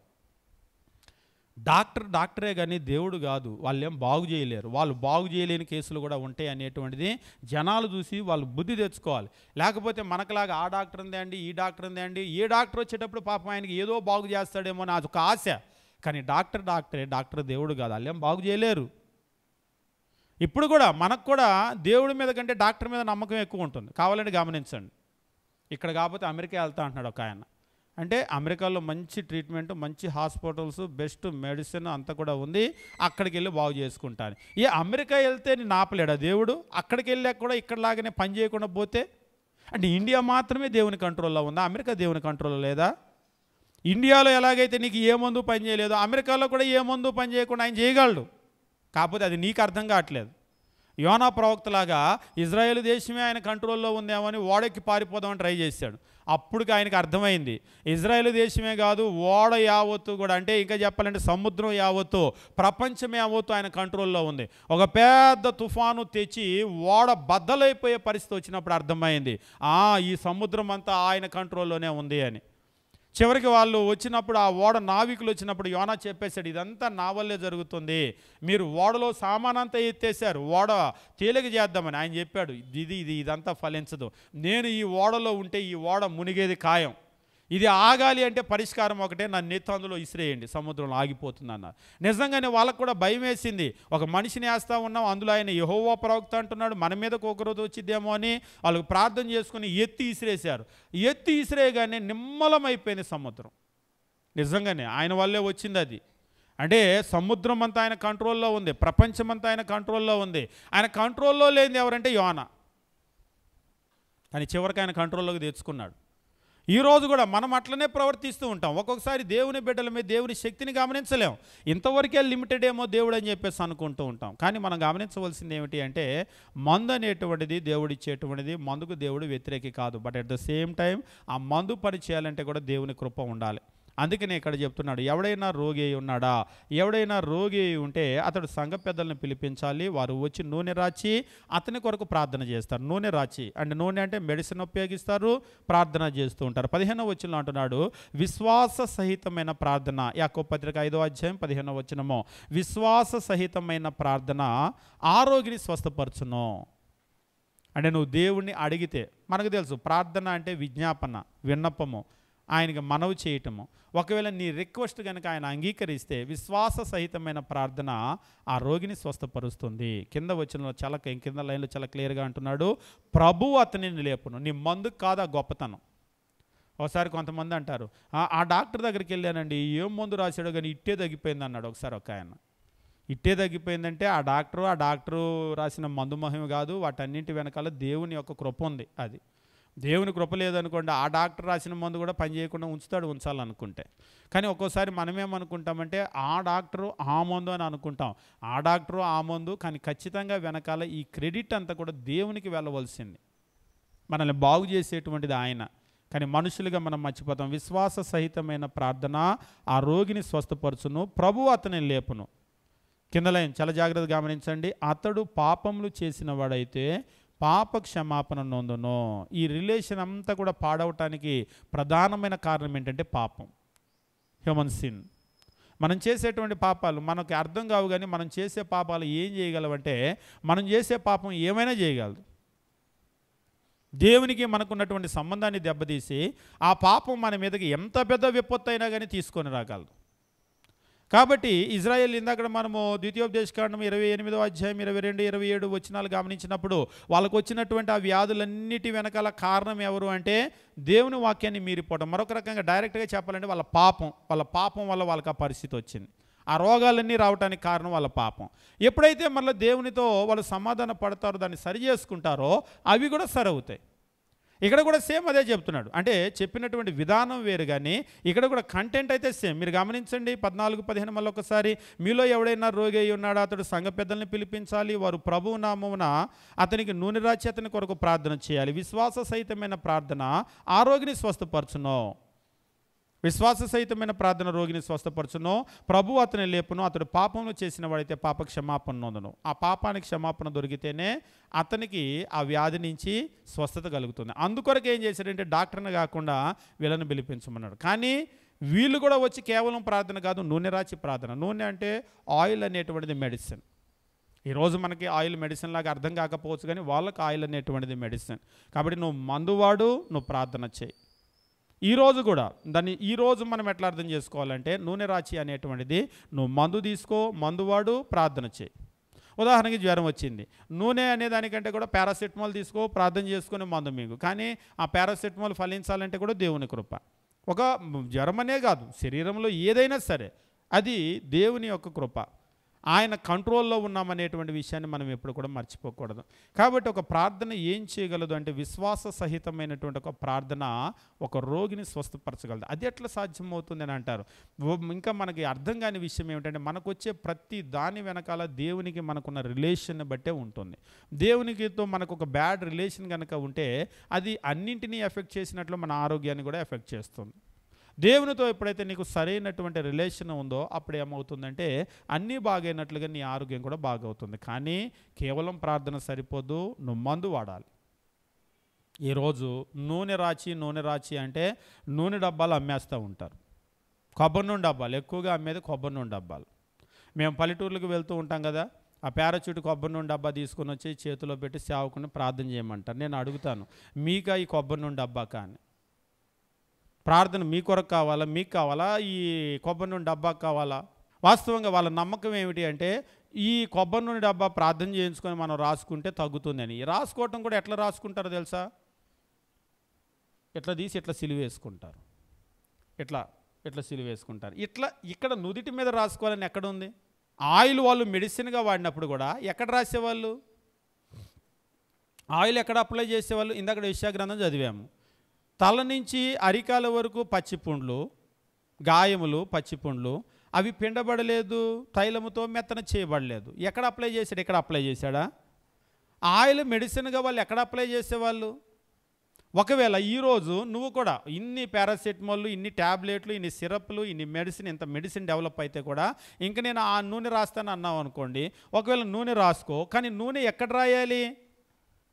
ఇక్కడ కాదు. కొంతమంది ఏం చేస్తారంటే అది మరీ విచిత్రంగా ఉంటుంది. ఆ నూనె డబ్బా, ప్రార్థన చేయించుకున్న నూనె డబ్బా తెచ్చుకొని అది సర్వరోగ నివారణ అయిపోతుంది. ఇక ఆ పారాచూట్ కంపెనీ వాడు తయారు చేసిన కొబ్బరి నూనె వాస్తవంగా ఆ కంపెనీ వాడికి కూడా తెలియదు అట్లా అవుతుంది అదని. వాళ్ళు ఏదో తలకి నెతికి పెట్టుకోవడానికి చేస్తూ ఉంటారు. వీళ్ళు ఏం చేస్తారంటే ప్రార్థన చేయించి ఇక మీదటి అది సర్వరోగ నివారణ. ఏ రోగం వచ్చినా కానీ గ్లాసు నీళ్ళు తీసుకొని అందులో 2 చుక్కలు ఇది వేసుకొని తాగుతారు. తాగితే కడుపులో ఉన్న రోగాలన్నీ కూడా, ఒంట్లో ఉన్న రోగాలన్నీ పోతాయి అనేది వాళ్ళ నమ్మకం. కానీ ఆ నూనెకి అలాంటి హీలింగ్ అనేటువంటిది ఆ పారాచూట్ కంపెనీ వాళ్ళు ఇవ్వలేదు. అది తలకు రాసుకోవటానికే డిజైన్ చేశారు. ఆ తర్వాత ప్రార్థన చేసినా కానీ ఇటువంటిది వచ్చేటువంటి అవకాశం లేదు, వాళ్ళ నమ్మకం అంతే. ఇంకా కొంతమంది వాదన ఏంటి అంటే నూనె అంటే కొబ్బరి నూనె కాదు రాయాల్సింది, ఒలీవ నూనె రాస్తే బాగా ఫలితం ఉంటుందంట. ఎందుకంటే ఇజ్రాయెల్ దేశంలో వాడింది ఒలీవ నూనె. ఈరోజు మీరు కొంతమంది చూడండి ప్రేయర్ ఆయిల్ అని చాలా ఖరీదుకు అమ్ముతూ ఉంటారు, ఆలివ్ ఆయిల్ అని.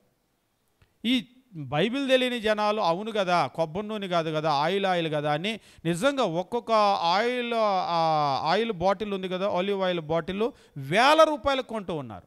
ప్రేయర్ ఆయిల్ అని ఒక పేరు పెట్టి దాని మీద స్టిక్కర్ వేస్తే చిన్న బాటిల్, అత్తరు సీసా అంత ఉండే బాటిల్ ₹1000 అమ్మని కొంటారు. అదే బయట ఆలివ్ ఆయిల్ కనుక చూస్తే మీకు లీటర్ వచ్చేసి కూడా ఒక 1200కు వచ్చేస్తుంది. అదే మీరు ప్రేయర్ ఆయిల్ అనే ఒక చిన్న స్టిక్కర్ దాని మీద వేస్తే అది ₹1000 అవ్వచ్చు. ఒకవేళ ఆ సేవకుడు కనుక బాగా పాపులర్ అయితే అదే బాటిల్ 2000 కూడా అవ్వచ్చు. ఒకసారి ఒక టీవీ ఛానల్ చూస్తూ ఉంటే ఇలాగనే ప్రేయర్ ఆయిల్ అమ్మేటువంటి ఒక ఆయన ప్రసంగం అయిపోగానే ప్రేయర్ ఆయిల్ గురించి వేస్తూ ఉన్నారు. మీకు సొంత ఇల్లు లేదా, సొంత ఇల్లు అనేటువంటి కళ నిజం చేసుకోవాలా, అయితే ఈ ఆయిల్ ఉపయోగించండి. దాని మీద ఇంటి బొమ్మ వేస్తుంది. మీ పిల్లలకి చదువు రావటం లేదా, అయితే ఈ ఆయిల్ ఉపయోగించండి, అది స్టడీ కొరకంట, పుస్తకం బొమ్మ వేస్తుంది. ఒకవేళ మీరు అప్పుల్లో బాధల్లో ఉన్నారా, అయితే మీరు ఈ ఆయిల్ ఉపయోగించండి, దాని మీద డబ్బులు బొమ్మ వేస్తుంది. అంటే అంతకుముందు ఒక మనిషి వస్తే ఒక ఆయిల్ డబ్బానే కొనుక్కెళ్ళి అన్నిటికీ ఉపయోగించేవాడు సర్వరోగ నివారణ, ఏ సమస్యకైనా అదే మందు. ఇప్పుడు వీళ్ళు ఏం చేస్తున్నారంటే ఒకళ్ళ చేత 4 ఆయిల్ డబ్బాలు కొనిస్తున్నారు. ఒకటి చదువుకి, ఒకటి ఇంటికి, ఒకటి అప్పులకి, ఒకటి రోగాలకి. తేడా ఏంటి అంటే అదే ఆయిల్ స్టిక్కర్ మాత్రం తేడా ఉంటుంది. ఈ పిచ్చి జనాలు ఎలా ఉంటారంటే ఇది దానికి పనిచేయదంట. పిల్లోడికి చదువు అంటే ఆ ఆయిల్ డబ్బా కొనాలంట, సొంత ఇల్లు అంటే ఆయిల్ డబ్బా వాడాలంట, జబ్బులకైతే ఈ ఆయిల్ డబ్బా. లోపల పోసేది ఏంటిది? TV9 వాళ్ళు అడుగుతున్నారు పరీక్షకు పంపిద్దామా, అన్నిటి లోపల ఒకటే ఆయిల్ ఉందని. ఇది మీకు అర్థం కాదు, విశ్వాసులకు అర్థమైద్ది అంటున్నాడు ఆయన. ఇది మీకు అర్థం కాదు, ఈ ప్రపంచానికి అర్థమయ్యే విషయం కాదు, ఇది విశ్వాసులకు అర్థమైంది, బైబిల్ అర్థమైన వాళ్ళకి అంటున్నాడు. ఒక రకంగా ఏం చేస్తున్నాడంటే వాళ్ళు పిచ్చి గొర్రెలను చేస్తున్నారు మీరు జనాలని. అవును, నిజంగా బైబిల్ మీద అవగాహన లేకపోవటం వల్ల, అంటే బైబిల్ మనకు వ్యాధులు రావని చెప్తుంది, అంటే వ్యాధులు వస్తాయి ఖచ్చితంగా, దేవునికి మనకు సంబంధించినటువంటి విషయం, మాననటువంటి వ్యాధులు కూడా వస్తాయి. దేవుని వాక్యమే ఏం చెప్తున్నాడంటే మందు మనల్ని వాడమంటున్నాడు. అట్లని మందు మీద మాత్రమే డిపెండ్ అవ్వటానికి లేదు, దేవుని సహాయం ఖచ్చితంగా కావాలి. కాబట్టి ప్రార్థన కూడా చేయాలి. నూనె రాచి ప్రార్థన చేసి అని అంటాడు. నూనె అనేటువంటిది మందు, ప్రార్థన అనేటువంటిది దేవుని సహాయం. ఈరోజు కూడా సేమ్ అప్లికేబుల్. మనకి ఏదైనా అనారోగ్యం ఉంటే మనము దానికి మందు వాడి దేవుని సహాయాన్ని కూడా మనం ప్రార్థన ద్వారా సహాయాన్ని కనుక కోరినట్లయితే మనము స్వస్థపరచబడతామని. ఇదంతటి కూడా కారణం ఏమిటి అని మనం గమనించినప్పుడు ఇక్కడ దేవుని వాక్యం తెలియజేస్తూ ఉన్నాడు.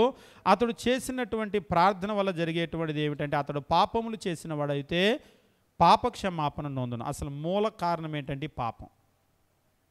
ప్రతిదానికి కూడా సమస్యకు పరిష్కారం ఏమిటి అంటే ఆ పాపాన్ని తీసివేసుకోవటం. ఈరోజు కూడా మనం గమనించవలసింది ఏంటంటే ప్రార్థన అనేటువంటిది ఏం చేస్తుంది అంటే ప్రార్థన అనేటువంటిది ఒక రోగాన్ని స్వస్థపరచగలుగుతుంది. అవును, ప్రార్థనకు ఆ శక్తి ఉంది. అంటే ప్రార్థన మాత్రమే కాదు, నూనె రాసి ప్రార్థన చేసి, నూనె రాసి అంటే కొబ్బరి నూనె, ఆలివ్ ఆయిల్ అవి రాసి అని కాదు, మందు వాడి ప్రార్థన చేసి అనేటువంటిది దాని యొక్క అర్థం అన్నమాట. మొదటి శతాబ్దంలో వాళ్ళు నూనెను మందుగా వాడేవాళ్ళు. ఈరోజు మనకు మందులన్నీ కూడా ఔషధాలు డెవలప్ అయిందంతా కూడా దేవుని కృపే. కాబట్టి ప్రార్థన అనేటువంటిది ఏం చేయగలుగుతుందంటే ప్రార్థన ఖచ్చితంగా స్వస్థతనిస్తుంది. ప్రార్థనకు ఆ శక్తి ఉందంటే అవును, ప్రార్థన అనేటువంటిది ఏంటంటే విన్నపం. ఇప్పుడు మీకు ఎవరితో అయినా సరే రిలేషన్ చెడిపోయింది, బ్యాడ్ రిలేషన్, ఇప్పుడు మీరు వెళ్ళి సారీ నేను అలా చేశాను, పొరపాటు అయింది అని మీరు మాట్లాడితే ఏమవుతుంది? పరిష్కారం అవ్వదా? దేవుని దగ్గర కూడా అలాగనే. దేవునికి నీకు రిలేషన్ పాడైపోయినప్పుడు నువ్వు ప్రార్థన అనేటువంటిది ఏమిటి? అయ్యా నేను తప్పు చేశాను, నా వల్ల ఇట్లాగ జరిగింది, నేను నీకు విరుద్ధంగా ఇట్లా నడుచుకున్నాను అని నువ్వు దేవుని దగ్గర ప్రార్థన చేసి కనుక నువ్వు మాట్లాడుకుంటే అది పరిష్కారం అవుతుంది. అదే ఇక్కడ చెప్తున్నాడు, సంఘ పెద్దను పిలిపించండి, అతడు ప్రార్థన చేస్తాడు అని. ఆ తర్వాత మీరు గమనించినట్లయితే ప్రార్థనకు ఉన్నటువంటి గొప్ప శక్తిని చూపిస్తూ ఒక ఎగ్జాంపుల్ ఇక్కడ చెప్తూ ఉంటాడు యాకోబు పత్రిక. మీరు యాకోబు పత్రికలో గమనించినప్పుడు ఈ వచనం తర్వాతే, ఇది చెప్పిన తర్వాత ప్రార్థనకు ఉన్నటువంటి గొప్ప శక్తిని గురించి చెప్తూ ఈ 17వ వచనం, ఏలియా మన వంటి స్వభావం గల మనుషుడే, వర్షింపకూడనట్లు అతడు ఆసక్తితో ప్రార్థన చేయగా 3.5 సంవత్సరములు భూమి మీద వర్షింపలేదు. మనలాంటి మనిషే, ఆయన ఎక్స్ట్రాడినరీ పర్సన్ కాదు, మనలాంటి మనిషే. కానీ భూమి మీద వర్షం వద్దు అని ప్రార్థన చేస్తే 3.5 సంవత్సరాలు వర్షం కురవలేదు. ఇదంతా దేన్ని బట్టి అంటే ప్రార్థనకు ఉన్న శక్తి. కాబట్టి ప్రార్థనకి ఇలాంటి శక్తి ఉంటుందా అని విస్తుపోవాల్సిన అవసరం లేదు, ఆశ్చర్యపోవాల్సిన అవసరం లేదు. అందుకనే ఒక ఎగ్జాంపుల్ ఇక్కడ ఇస్తున్నాడు. విశ్వాస సహితమైన ప్రార్థన ఆ రోగిని స్వస్థపరచున్నట్టు ఏంటి ప్రార్థనకు ఆ శక్తి ఉందా అని ఆశ్చర్యపోవాల్సిన అవసరం లేదు. ఒక ఎగ్జాంపుల్ ఇస్తున్నాడు. ఏలియా మనలాంటి స్వభావం కలిగిన మనిషే, అతడు భూమి మీద వర్షింపకూడనట్లు ప్రార్థన చేస్తే 3.5 సంవత్సరాలు వర్షం రాలేదు. దీనికి కలిగినటువంటి కారణం ఏమిటంటే మనం పాత నిబంధనలు చదువుతాం. 3.5 సంవత్సరాలు ఇజ్రాయేల్ దేశంలో వర్షం రాకపోవడానికి కారణం ఏమిటి అంటే కేవలం ఏలియా ప్రార్థన. ఒకసారి ఒక ఆయన అంటున్నాడు, మనకు కూడా అప్పుడప్పుడు ప్రార్థనలు కురవట్లేదు, ఎవరన్నా వర్షాలు కురవట్లేదు, ఎవరన్నా ప్రార్థన చేస్తుంటారని. చేశారేమో, మనకు కూడా అప్పుడప్పుడు వర్షాలు కురవు కదా, ఎవరన్నా ఏలియా లాంటి వాళ్ళు ప్రార్థన చేస్తుంటారంటే ఏమో ఒకవేళ చేస్తుంటారేమో. ఈలో పక్కన ఆయన అంటున్నాడు, అయినా ఏలియా అంత భక్తిపోడు ఎవరున్నారులే అని. నిజమే, కానీ ప్రార్థనకైతే శక్తి ఉంది. ఏలియా ప్రార్థన చేశాడు, వర్షం ఆగిపోయింది. యెహోషువ ప్రార్థన చేశాడు, సూర్యుడు చంద్రుడు ఆగిపోయారు. ఏజ్కేలు ఆయన హిజ్కియా ప్రార్థన చేశాడు, 15 సంవత్సరాల ఆయుష్ ఇచ్చాడు. బైబిల్లో ఇలా మనం చదువుకుంటూ కనుక వెళ్ళినట్లయితే ప్రార్థన వల్ల జరిగిన ఎన్నో కార్యాలు చెప్తాడు. ఇవన్నీ మనం చదివినప్పుడు ఆరోగ్యము రావటము, స్వస్థపడటము పెద్ద విషయం కానే కాదు. అది ఎంత పెద్ద జబ్బు అయినా సరే దేవునికి తేలికే. సూర్యుడిని చంద్రుడిని ఆపినటువంటి దేవునికి మనల్ని బాగు చేయటము కష్టమా? 3.5 సంవత్సరాలు వర్షాన్ని ఆపినటువంటి దేవునికి, వర్షం అంటే ఏమిటి? అది ఋతుపవనాలే కదా. వీటిని ఆపినటువంటి దేవునికి మీరు అప్పుడప్పుడు మనం తెలుగులో ఋతుపవనాలు అని అంటూ ఉంటాం కదా.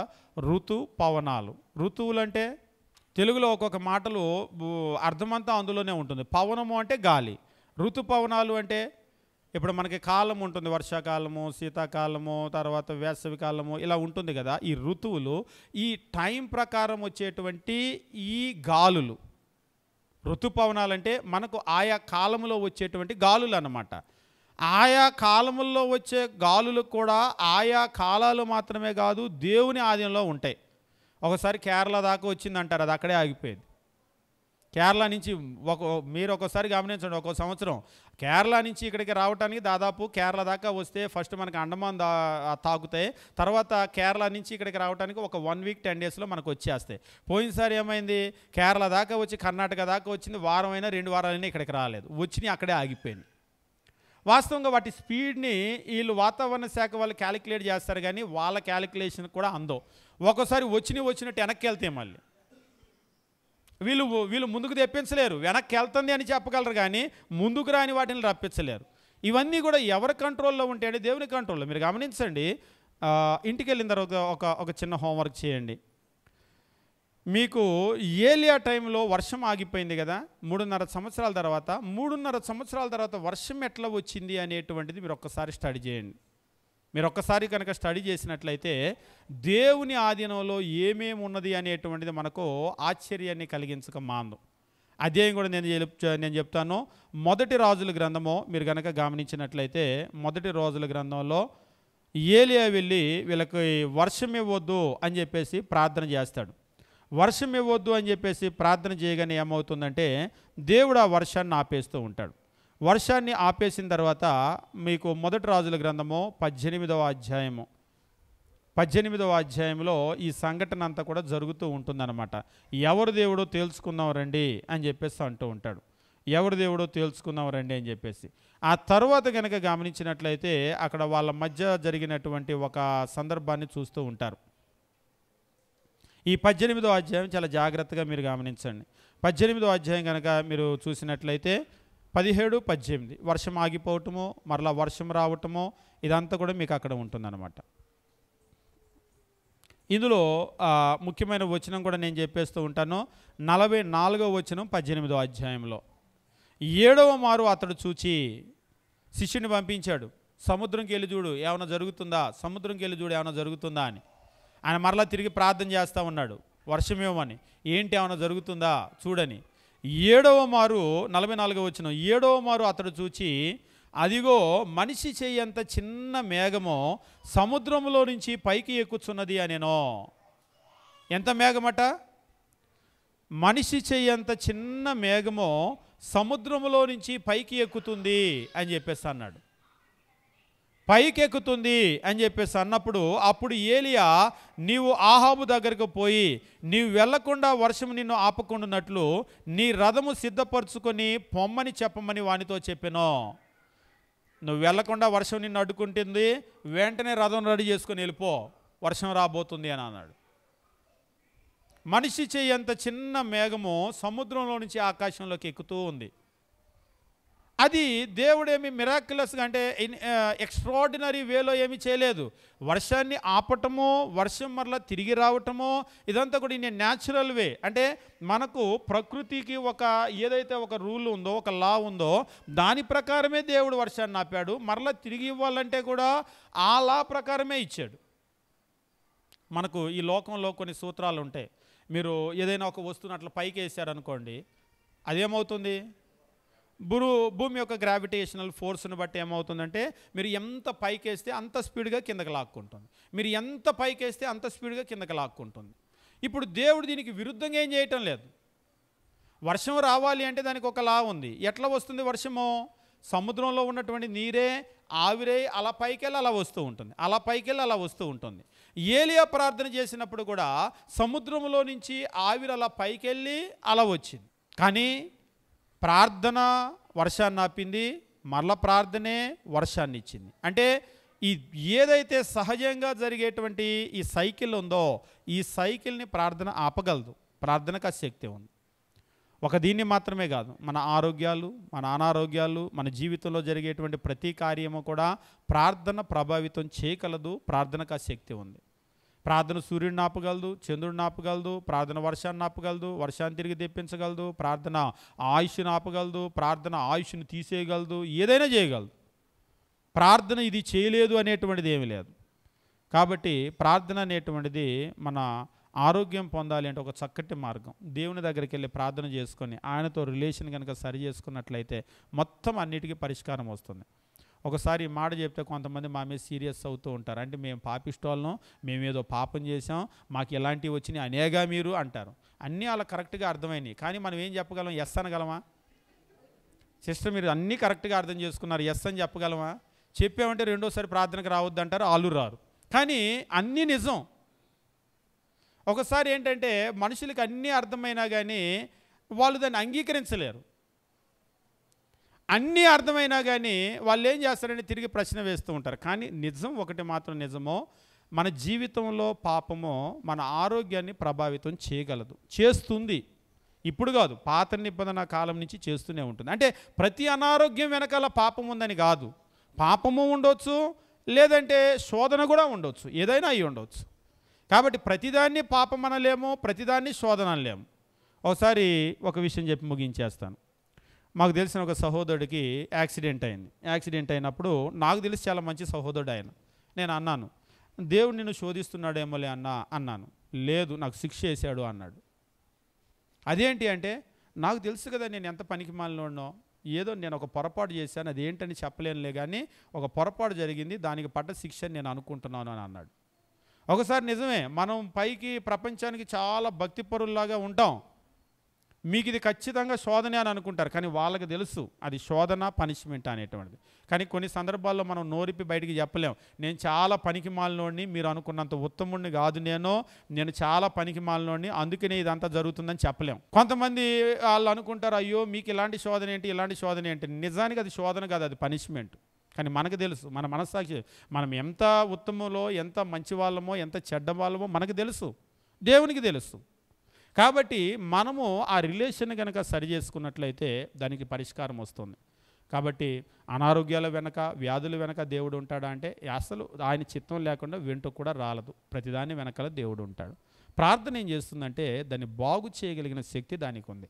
ప్రపంచంలో ఇది ఏ డాక్టర్ దగ్గరికి వెళ్ళినా దీనికి మందు లేదు, పరిష్కారం లేదు అన్నప్పుడు కూడా మీరు ప్రార్థన చేసి చూడండి. అన్నప్పుడు కూడా అది డాక్టర్కి అసాధ్యమేమో కానీ దేవునికి అసాధ్యం కాదు, దానికి కూడా ఆయన పరిష్కారం ఇవ్వగలడు. ప్రార్థనకు ఆ శక్తి ఉంది. కాబట్టి మనము దీన్ని నమ్మి మనం ముందుకు కనుక వెళ్ళి దేవునితో ఉన్నటువంటి మన సంబంధాన్ని సరి చేసుకున్నట్లయితే మనం చక్కటి ఆరోగ్యాన్ని పొందడానికి అవకాశం ఉంది. అట్లనే అనారోగ్యాలు రావా అంటే శోధనలు వస్తూ ఉంటాయి, తప్పు చేసినప్పుడు పనిష్మెంట్ వస్తూ ఉంటుంది, కానీ దానికి పరిష్కారం అనేటువంటిది ప్రార్థన. దానికి పరిష్కారం కూడా ఉంది. ఏమిటి అంటే ప్రార్థన. మనం ఎప్పుడైతే ప్రార్థన చేస్తామో ఖచ్చితంగా అన్నింటికీ కూడా మనకు పరిష్కారం దొరుకుతుంది. కాబట్టి అట్లా మనం ముందుకు వెళ్దాం. దేవుడు మనల్ని, మన కుటుంబాలను దీవించునుగాక.